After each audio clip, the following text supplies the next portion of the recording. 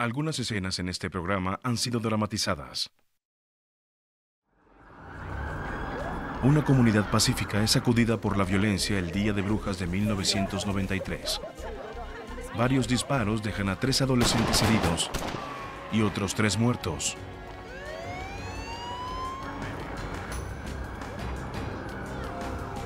Los fiscales, detectives y varias familias valientes no se detendrían hasta que los criminales fueran capturados y su comunidad fuera restaurada.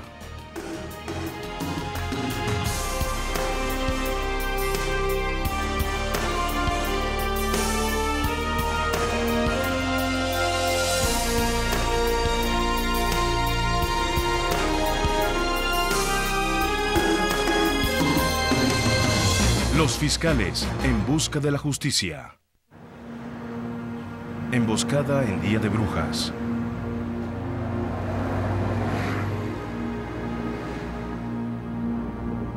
En 1993, cuando unos adolescentes inocentes fueron apaleados en Pasadena, California, la impresionada comunidad exigió justicia. El fiscal de distrito adjunto del condado de Los Ángeles, Anthony Myers, debe atrapar a los asesinos y asegurarse de que nunca vuelvan a las calles. Hubo familias que fueron destruidas y devastadas por esto, e hizo que toda la comunidad se diera cuenta de que la violencia podía alcanzar a cualquiera en cualquier momento, en cualquier circunstancia, y que no podían permitir que esta clase de situaciones caóticas se mantuvieran. Al pie de las montañas del norte de Los Ángeles, Pasadena es una comunidad tranquila compuesta por vecindarios residenciales. La ciudad es mejor conocida por su torneo anual del Desfile de las Rosas, cuando Pasadena se convierte en la anfitriona de muchos turistas de todo el mundo.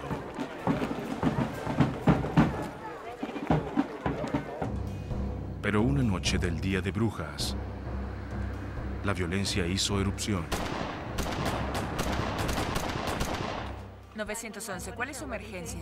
El 31 de octubre de 1993, la policía de Pasadena respondió a una llamada en la que alertaban de disparos en el bloque 500 de la avenida Wilson. Bolsas de caramelos quedaron esparcidas en el césped. Al lado de ellas yacen los cuerpos de 3 chicos asesinados. El detective Mike Corpal, con 15 años en la Brigada de Homicidios de Pasadena, fue el investigador principal. Yo no estaba en la rotación, ni programado para trabajar en este caso en particular. Mi compañero Bob Uribe y yo estábamos libres. Faltaban aproximadamente 10 minutos para las 11 cuando recibí una llamada telefónica del comandante de guardia, quien me dijo que había habido un triple asesinato, que 3 personas habían sido heridas y que estaban llamando a todos los oficiales. Corpal y su compañero, el detective Robert Uribe, llegaron a la escena poco antes de la medianoche. El sargento en la escena les informó a los detectives. Las víctimas eran un grupo de 7 chicos y tras los disparos, solo uno escapó ileso. 6 habían sido alcanzados y 3 murieron a causa de sus heridas. Este era el primer caso de asesinato del detective Uribe. 3 chicos de unos 12 y 13 años habían muerto avaliados. Eso fue un gran golpe para mí. Pensaba, es noche de brujas. ¿Quién mataría a unos niños de 12 y 13 años? Mientras su compañero sondeaba el vecindario en busca de testigos, el detective Corpal se quedó en la escena. Esta era una escena del crimen bastante grande. Asumí la tarea de manejarla en su ubicación y dirigir nuestros recursos para recolectar evidencias y para mantener la integridad de la escena del crimen. Comenzamos a mirar las pruebas físicas y tratamos de reunir evidencias que estuviesen presentes en lo que podría haber ocurrido. Los técnicos de la escena del crimen buscaron pistas en el área. Recuperaron varios casquillos que más tarde determinaron que eran de pistolas 9 milímetros y de calibre 38. Ellos también encontraron 3 rondas no percutadas de proyectiles calibre 38 de punta chata. El que hayan sido expulsados indica que la 38 pudo haber estado rota. Los múltiples disparos salidos de armas diferentes indicaban que había al menos 2 pistoleros.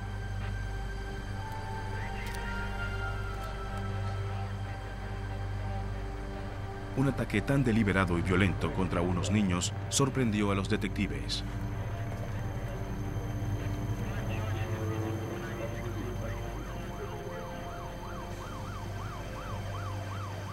Luego, un oficial mencionó que una de las víctimas era el hijo de una compañera investigadora, una mujer que ya estaba en la escena.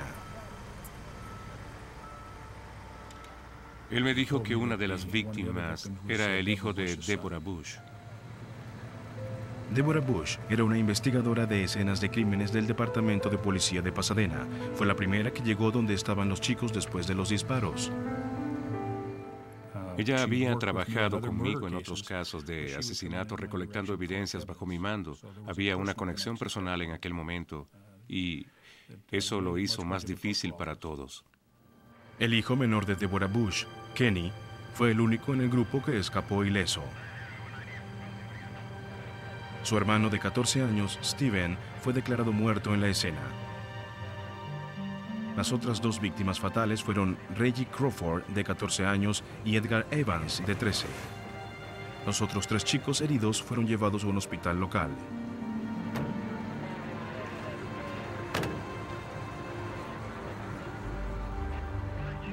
Los vecinos relataron que se habían efectuado entre 15 y 20 tiros, pero nadie pudo dar descripciones claras a los detectives de los pistoleros y de sus autos.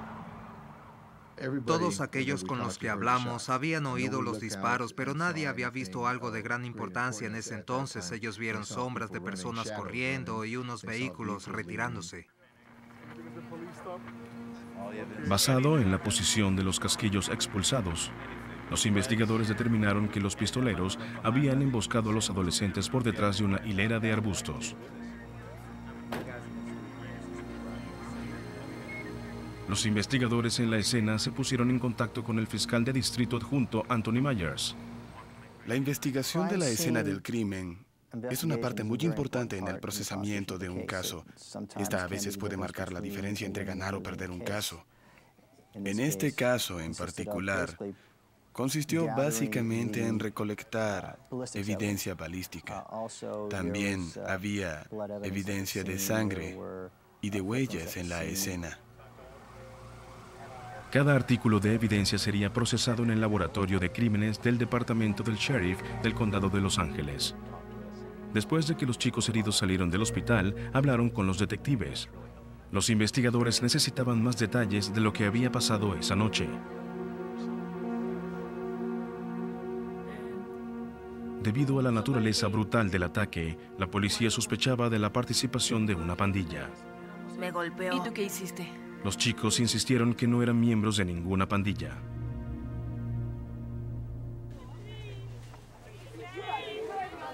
Ellos eran amigos de la escuela secundaria y acababan de asistir a una fiesta de cumpleaños de un compañero de clases.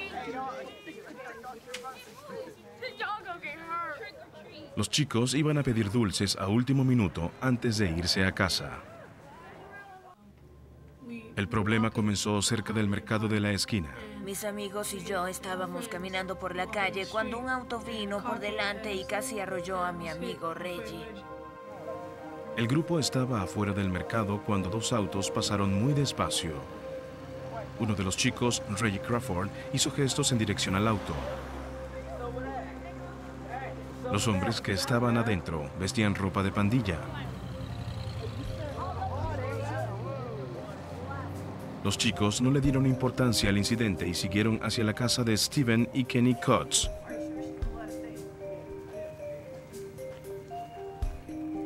Minutos más tarde, mientras caminaban por la acera, comenzaron los tiros. El chico nunca vio las armas.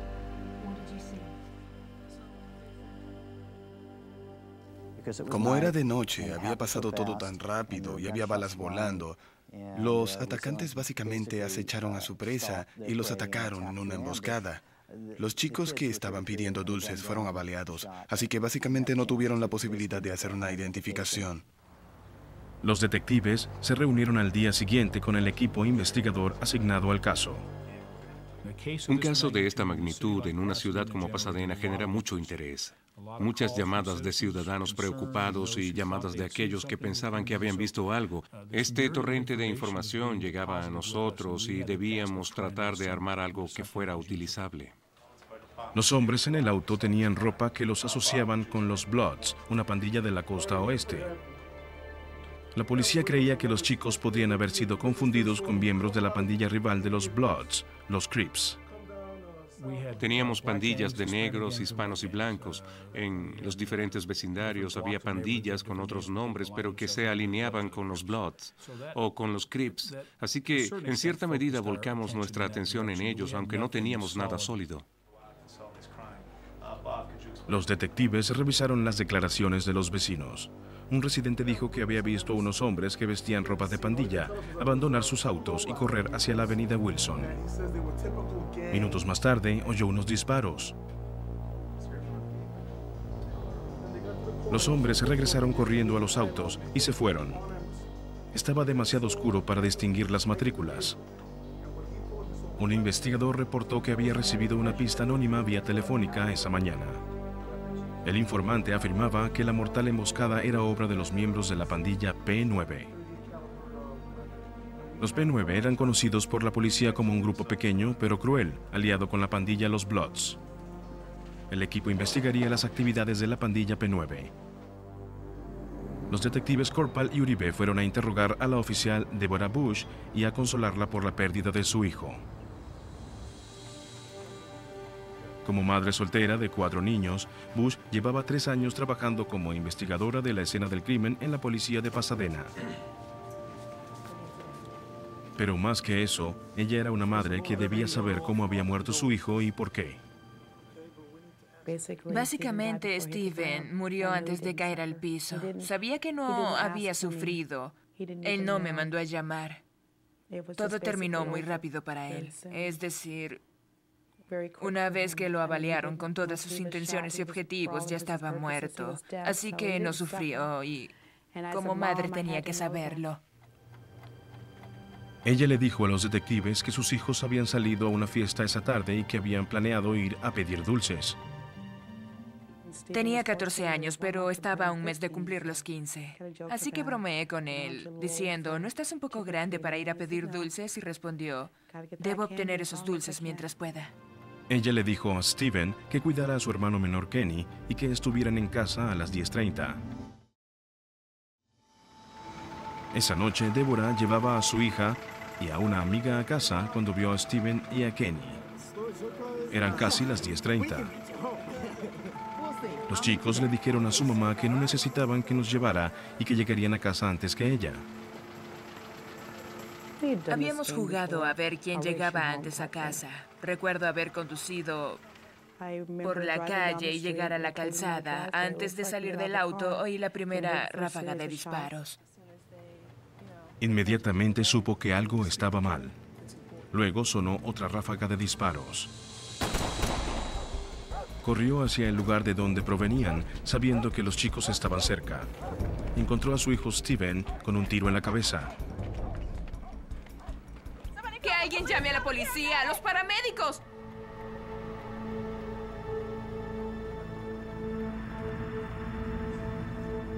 El hijo de Deborah, Kenny, confirmó la historia que los detectives habían oído de los otros chicos entrevistados y añadió un detalle importante. A través de los arbustos, el chico de 13 años había visto a uno de los pistoleros. Era un hombre de color, alto y corpulento. Tenía una cola de caballo y llevaba puesta una bandana roja. Con solo una descripción vaga, el encontrar al hombre en el bajo mundo de las pandillas callejeras sería muy difícil y acabaría con los recursos del departamento de policía. La presión del público y del ayuntamiento estaba sobre los investigadores. Debían resolver estos asesinatos lo antes posible.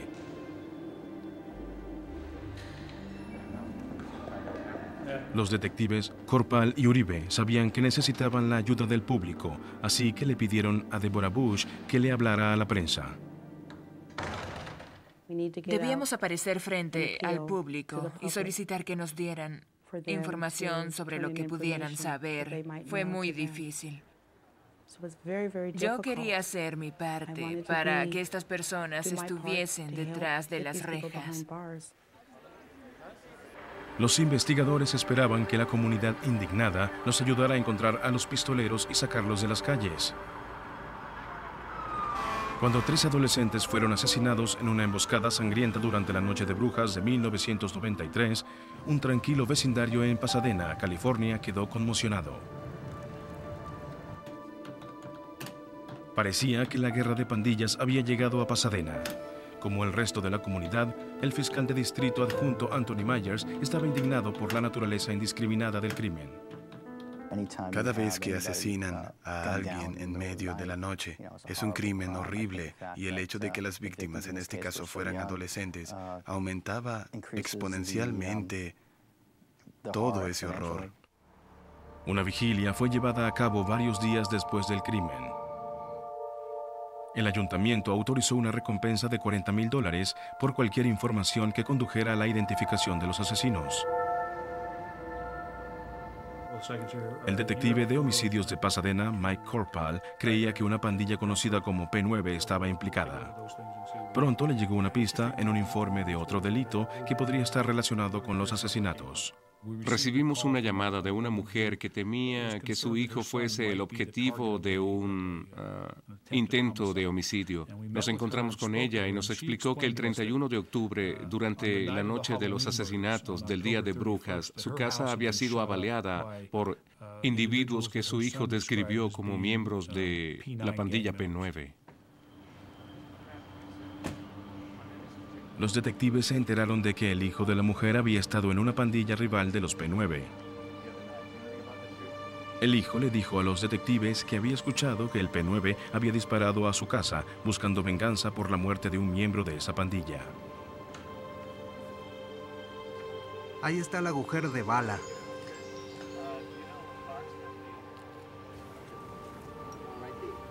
Ah, sí, ya veo. Al revisar el césped, los detectives descubrieron varios casquillos de 9 milímetros, como los de la escena del triple asesinato en la avenida Wilson. Pero lo que realmente nos llamó la atención fue encontrar un casquillo de bala 38 punta chata. 3 casquillos similares no percutados habían sido encontrados en la escena del triple homicidio.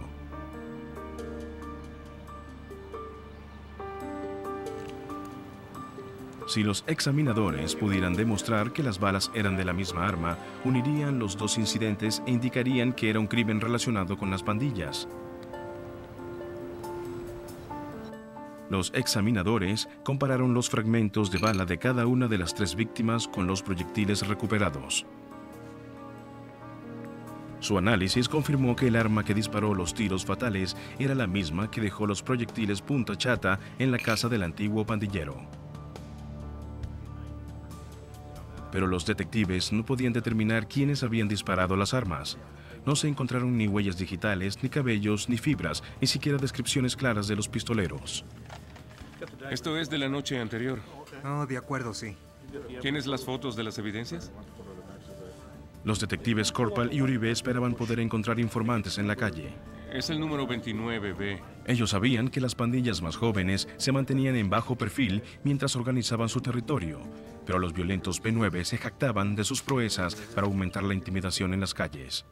Los P9 eran un poco diferentes, ya que ellos tenían miembros más maduros, si se quiere. No me refiero a miembros ancianos, sino a chicos de 19, 20 años. Pero su trasfondo de tráfico de narcóticos los hacía más propensos a la violencia. Si el P9 había alardeado de sus últimos actos violentos, los detectives tenían que encontrar testigos que hubiesen escuchado los detalles del tiroteo. Localizamos a los testigos con la técnica de investigación tradicional. El equipo de investigadores usó sus contactos en las calles, seleccionando a conocidos socios de pandillas,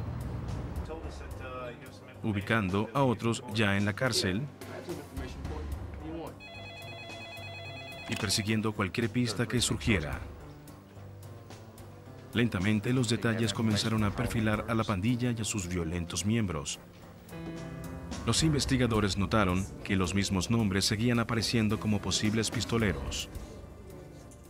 En una pandilla solo hay un puñado de individuos, 1 o 2 por lo general, lo bastante locos o lo bastante respetados para ser llamados pistoleros. Lorenzo Newborn encajaba en esta descripción. Newborn era conocido por la policía como uno de los fundadores de la pandilla de los P9.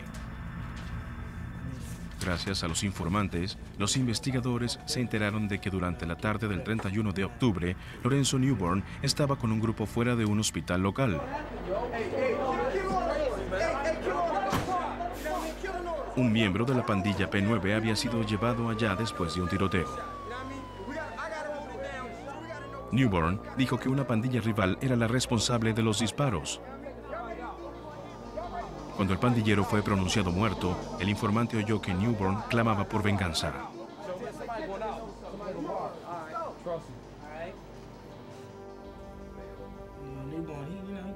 La policía también supo el nombre de otro miembro de la pandilla, Carl Holmes. Holmes había alardeado, según se afirma, acerca de su participación en el asesinato de los 3 chicos durante la noche de brujas. Cuando se propagó la noticia sobre la recompensa de los $40,000, otros miembros de la pandilla comenzaron a hablar. Pero el ofrecer una recompensa creó otros problemas, porque teníamos la tarea y la responsabilidad de asegurarnos de que la motivación para hablar no fuera monetaria.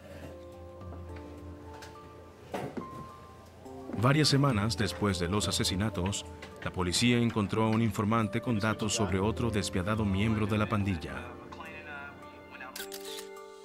Herbert McLean. Él también alardeó acerca de los disparos que creían habían sacado de circulación algunos miembros de la pandilla rival, los Crips. Todavía puedo escuchar sonidos, todavía puedo escucharlos. Fue como un pop, pop, pop. McLean también llevaba su cabello recogido en una cola de caballo. Él encajaba con la descripción que el hijo de Deborah Bush, Kenny, le había dado a la policía. Así que todos los informantes comenzaron a señalar a Lorenzo Newborn, a Carl Holmes y a Herb McLean, entre otros. El detective Uribe y otros investigadores encontraron fuentes para apoyar las declaraciones de los testigos, pero las fuentes solo hablaron cuando se sintieron seguras. Querían que los ayudáramos a seguir con vida, que les garantizáramos protección. Así es la vida en esta ciudad, así es la vida en las áreas de pandillas. Las fuentes implicaron a 2 miembros más de la pandilla. Solomon Bowen y Aurelius Bailey fueron vistos conspirando fuera del hospital la noche en que su compañero de pandilla murió.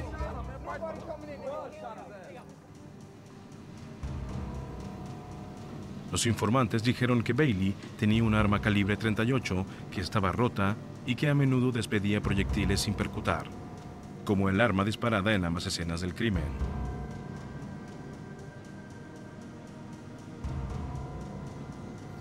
Pero si la policía no recuperaba el arma, los forenses no podrían hacer nada.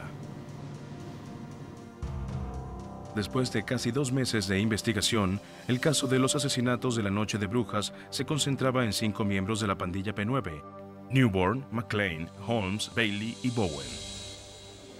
Para los investigadores, el motivo estaba claro. Ellos sabían que los miembros de la pandilla eran violentos, y el 31 de octubre habían jurado vengar la muerte de su compañero de pandilla.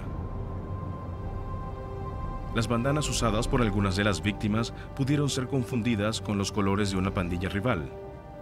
El triple asesinato fue un trágico caso de identidad equivocada. Los miembros de una pandilla tienden a no ser discriminatorios en sus actos de violencia, así que en ese sentido no estaba sorprendido. Ellos no atacan quirúrgicamente, atacan a cualquiera que esté en su camino. Decididos a no permitir que los gángsters de la P9 mataran a más víctimas inocentes, los oficiales planeaban sacarlos de las calles. El 23 de diciembre de 1993, la oficina del fiscal de distrito acusó a cada uno de los 5 sospechosos de 3 cargos de asesinato. Con órdenes de allanamiento y de arresto, los miembros de la Brigada de Homicidios de Pasadena unieron fuerzas con la Brigada de Investigación Criminal para una operación especial destinada a arrestar a los 5 sospechosos simultáneamente. Los lugares que íbamos a registrar incluían las casas de los sospechosos y las direcciones en donde sabíamos que habían vivido. Los equipos de detectives fueron reunidos, dirigidos por el personal de la sección de homicidios y enviados a cada uno de esos lugares. A mi señal, 1, 2, 3. ¡Alto, policía! Escogimos esa fecha porque estaba muy cerca de la Navidad, ya que estábamos seguros, en base a experiencias previas con otros miembros de pandillas, que había ciertos días que dedicaban a ellos mismos, y uno de esos era el Día de las Madres y el otro el de Navidad. De modo que cerca de la Navidad estábamos seguros de que los atraparíamos a todos. Al final de los allanamientos, solo 3 de los hombres estaban bajo custodia. Bowen y McLean permanecían en libertad.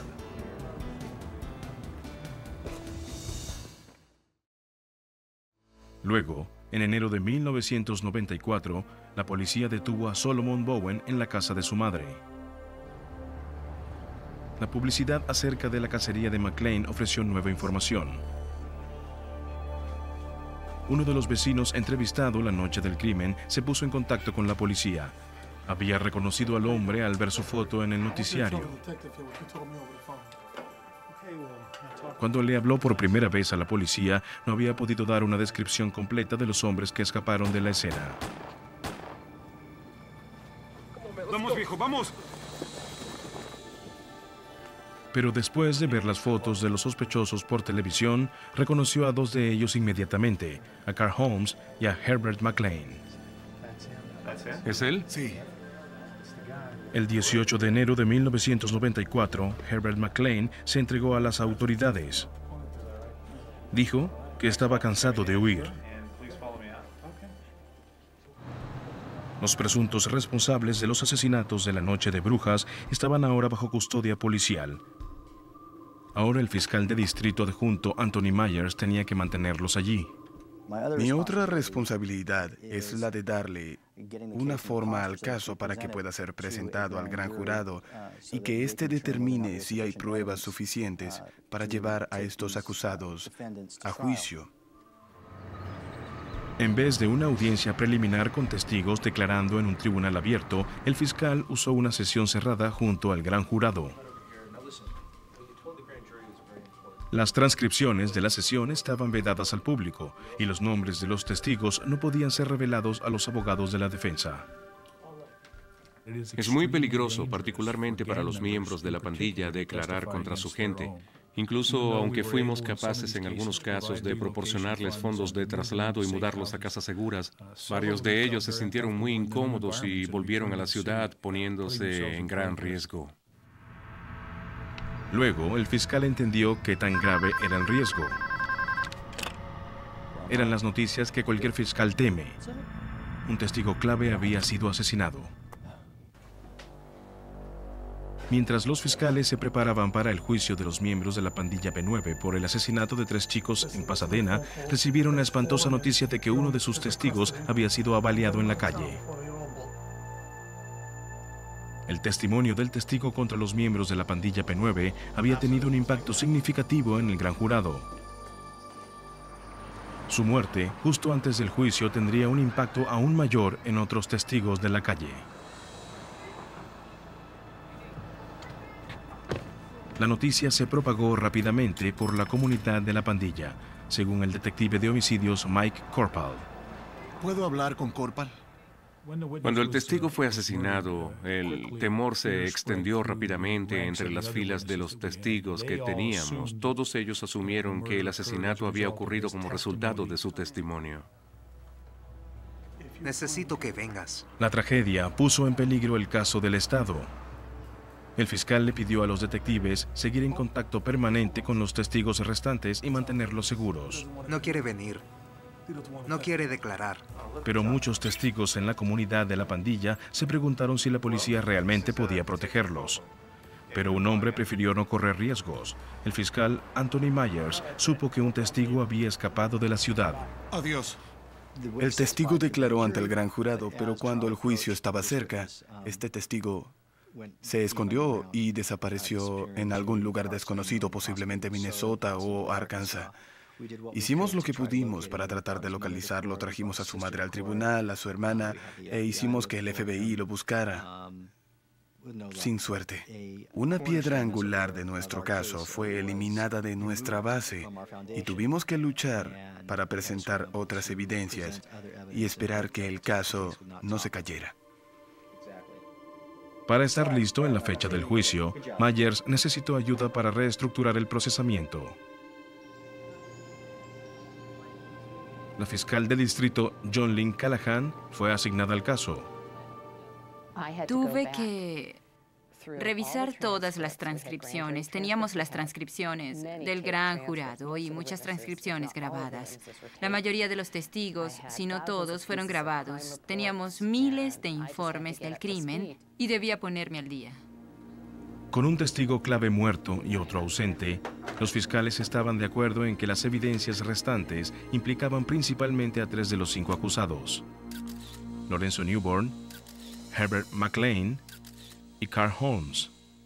Decidimos usar las evidencias más contundentes y todas las declaraciones que pudiésemos introducir, y estas implicaban a los primeros acusados. Teníamos las pruebas más fuertes en su contra. Los otros 2, Solomon Bowen y Aurelius Bailey, serían enjuiciados más tarde. El juicio por homicidio de Newborn, McLean y Holmes comenzó el 10 de octubre de 1995, casi 2 años después del triple asesinato.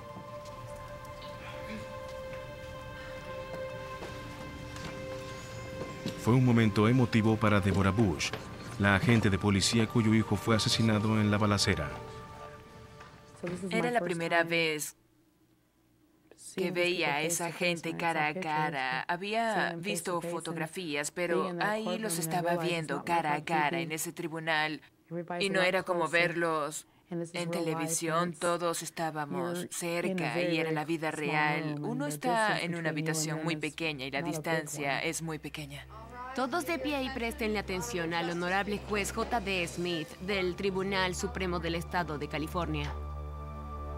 Para los fiscales, esta sería una batalla tortuosa. No habíamos podido recuperar ningún arma, tampoco huellas digitales. No había ninguna otra evidencia física que conectara a los acusados con el delito.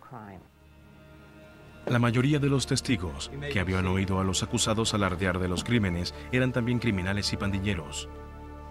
Señor Myers, ¿está listo para proceder? Sí, su señoría. Los fiscales tenían que convencer al jurado de que las evidencias, aunque circunstanciales, claramente colocaban a los acusados en la escena del crimen, armados y en busca de venganza durante la noche en cuestión. Quería que el jurado entendiera que esto no había sido una casualidad, sino una intencional y muy bien planificada ejecución. Los fiscales se enfrentaban a un poderoso equipo de defensa.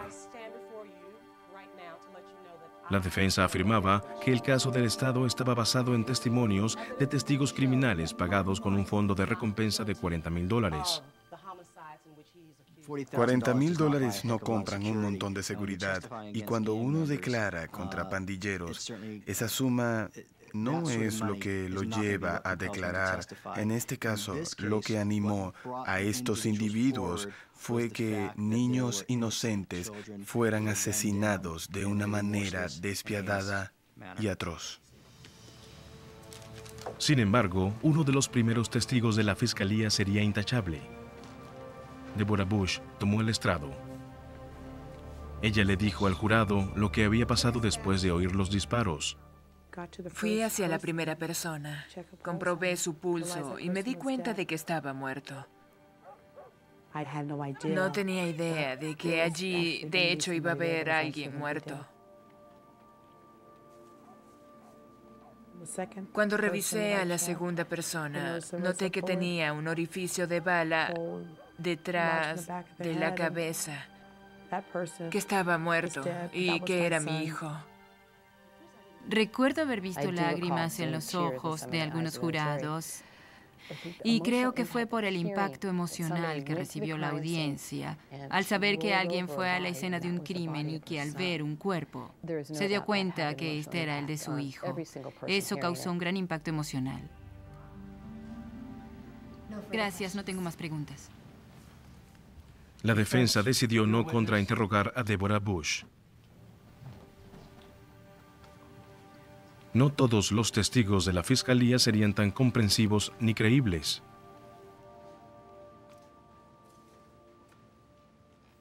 Los testigos podían retractarse, podían decir cosas en el estrado totalmente diferentes a lo que le habían dicho a la policía. Así que quería que el jurado estuviese consciente de que en un caso de pandillas, ese tipo de situaciones eran típicas. Quizás debido al miedo por las represalias de la pandilla, un testigo que le había dicho a la policía que McClane había alardeado de la matanza se retractó de su declaración. No tengo más preguntas.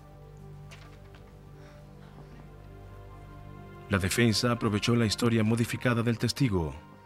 ¿La defensa tiene alguna pregunta? ¿La policía lo presionó para hacer esa declaración o no? Ellos sugirieron que la policía había intimidado a los testigos para que fabricaran declaraciones incriminatorias contra los acusados. Sí, es cierto. No tengo más preguntas. Durante un receso del tribunal, los fiscales descubrieron que otro testigo estaba a punto de retractarse de su testimonio. No lo sé. ¿Qué hay de mi familia? El hombre había estado recibiendo amenazas de muerte, hasta en Chicago, donde había sido trasladado para su protección. Ahora en la sala del tribunal, él había divisado a una mujer con fuertes lazos con los miembros de la pandilla P9, quienes lo querían muerto, según el detective Uribe. Él se puso realmente nervioso y en cierta ocasión nos pidió un receso y al volver nos dijo, no puedo hacer esto porque hay alguien sentado en el auditorio. Ellos luego llaman al este con esta información. ¿Y qué le pasará a mi familia y a mi esposa? Temiendo por su familia, el testigo quiso abandonar el tribunal. El detective también recibió una amenaza en un mensaje en clave enviado a su buscapersonas. El mensaje decía 187, el código policíaco de homicidio. Uribe creía que los miembros del P9 lo habían enviado. Lo tomé como, cuídate, te estamos observando o algo por el estilo. Los fiscales sabían que si perdían a otro testigo a causa de la intimidación, su caso podría colapsar. En el caso de los asesinatos de la Noche de Brujas en Pasadena, la fiscalía tuvo que soportar cada revés posible con los testigos. Un testigo fue asesinado antes del juicio. Los otros habían desaparecido en vez de declarar contra la pandilla P9. Ahora un testigo intimidado amenazó con irse en medio de su testimonio.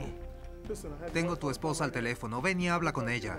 Él creía que su familia, que estaba segura a kilómetros de distancia, corría peligro. El detective Robert Uribe trató de convencerlo de que no era así. Llamamos al departamento de policía e hicimos que fueran a verificar que su esposa e hijos estuviesen bien y una vez que lo hicieron siguió declarando. Los fiscales decidieron encarar la intimidación en tribunal abierto y con registro del mismo. ¿Está señalando a la mujer con la chaqueta de cuero? Sí, señor. ¿Podría testificar con más confianza si ella sale de la sala del tribunal? Sí. Su señoría, pido que ella sea sacada de la sala del tribunal. Le pediré que salga. El juez le ordenó a la mujer salir de la sala del tribunal.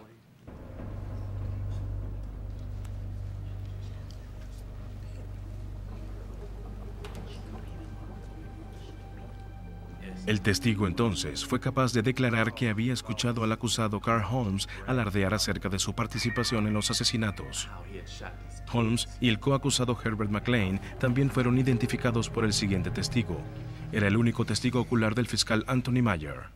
En este caso, el testigo ocular era crítico. Había un solo testigo capaz de decir, yo estaba en esa escena del crimen o cerca de ella y vi a ciertos individuos implicados en esa balacera.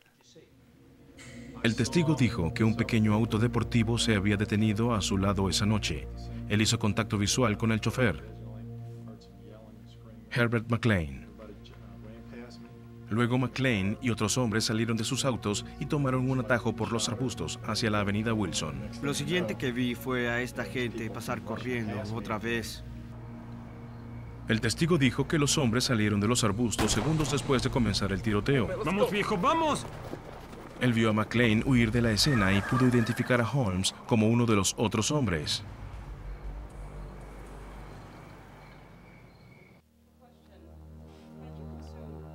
En el contrainterrogatorio, la defensa indicó que estaba oscuro y que el testigo solo había visto a los hombres durante unos segundos. La defensa le recordó al jurado que el testigo no había sido capaz de identificar positivamente a los acusados la noche del crimen y que este había aparecido cuando se ofreció una recompensa y las fotos de los sospechosos aparecieron en la televisión.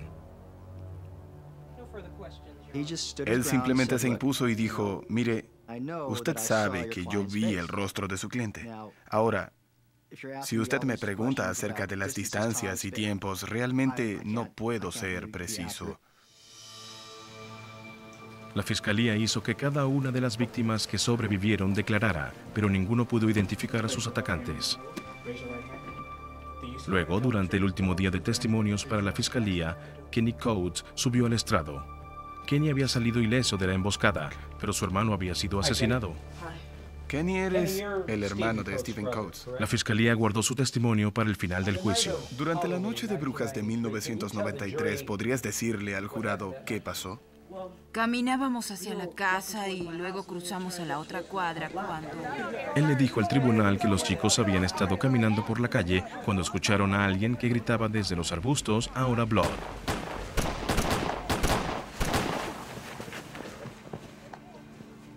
Cada uno se fue en una dirección distinta. ¿Y qué pasó después? Kenny sabía que tenía que regresar por su hermano. Al volver a la escena, vio a su madre y a su hermana. ¡Ese no es mi hermano! ¡No!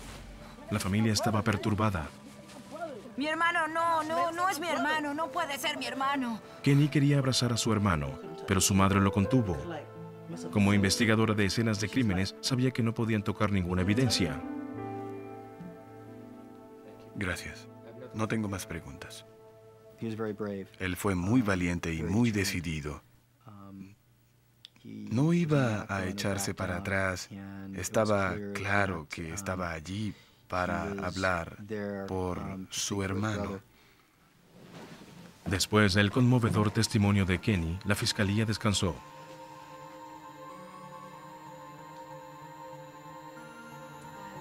Los abogados de la defensa llamaron a algunos testigos que trataron de proporcionar coartadas para los acusados. ¿En algún momento dejó de verlo?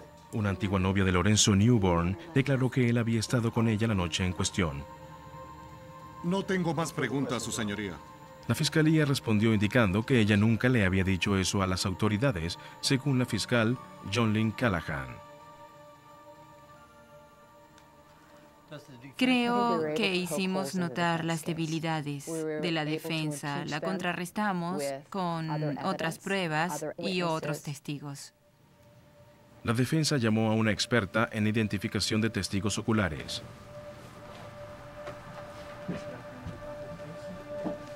Citando estudios de memoria, ella puso en duda el testimonio de los testigos oculares del Estado.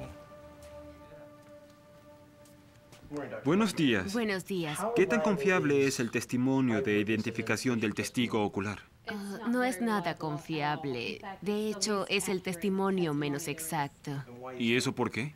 Hay muchos factores que entran en juego. Ciertamente estaba preocupado de que algún jurado le diera mucho peso a un experto en identificación de testimonios. Uno nunca puede saber si un jurado en particular le cree a un testigo en particular. Durante 2 días, la fiscalía contrainterrogó a la experta en testigos esperando desacreditarla. Sin pruebas físicas que conectaran a los acusados en el triple asesinato, ellos tenían que demostrarle al jurado que podían creerle a los testigos oculares del crimen. Si no, los asesinos podrían quedar libres. 3 jóvenes en Pasadena habían sido abaleados durante la noche de brujas de 1993. La fiscalía creía haber encontrado a los culpables, pero con tan pocas evidencias, el caso estaba en peligro. ¿Toda la verdad y nada más que la verdad? Lo juro. De los 3 hombres procesados, Herbert McLean fue el único acusado que pudo declarar en su propio nombre. Señor McLean, quiero hacerle algunas preguntas. ¿Participó usted en la balacera que ocurrió el 30 de octubre de 1993?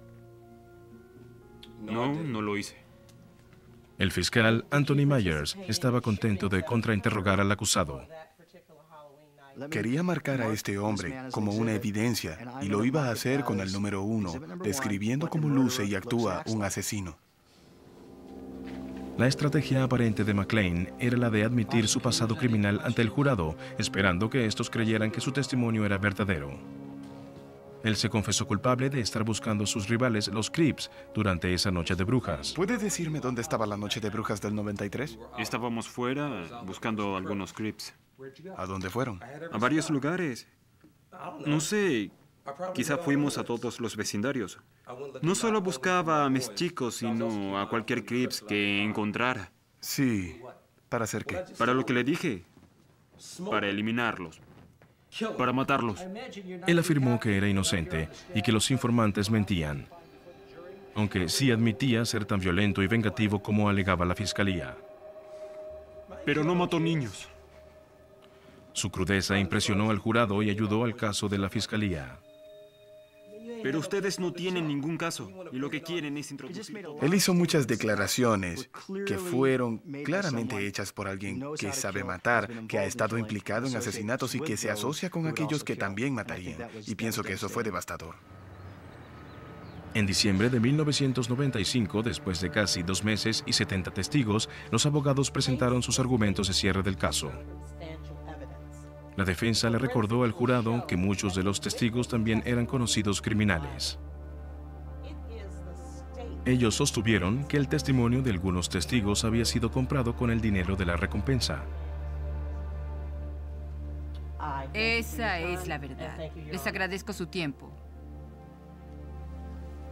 La fiscalía reconoció que algunos testigos habían recibido una recompensa y que muchos tenían antecedentes penales, pero que ellos habían arriesgado sus vidas para declarar contra los miembros de la pandilla P9.